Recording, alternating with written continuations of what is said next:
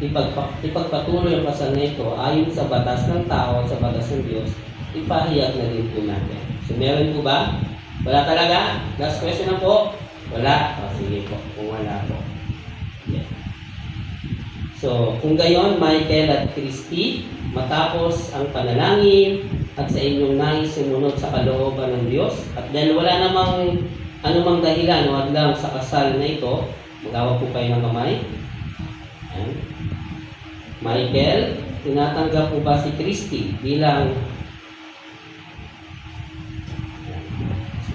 kabiyak at nangangakong mamumuhay kasama niya ayon sa panuntunan ng Diyos, aarugain at aalagaan siya sa lahat ng pagkakataon at mamahalin at igagalang siya sa bawat sandali habang kayo'y nabubuhay.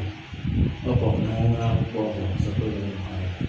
Christy, tinatanggap po ba si Michael bilang kabiyak at nangangakong mamumuhay kasama niya ayon sa panuntunan ng Diyos, aarugain at alagaan siya sa lahat ng pagkakataon at mamahalin at igagalang sa bawat sandali habang kayo'y nabubuhay.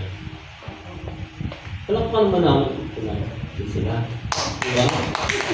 Walang pa po. Ang role po natin ngayon,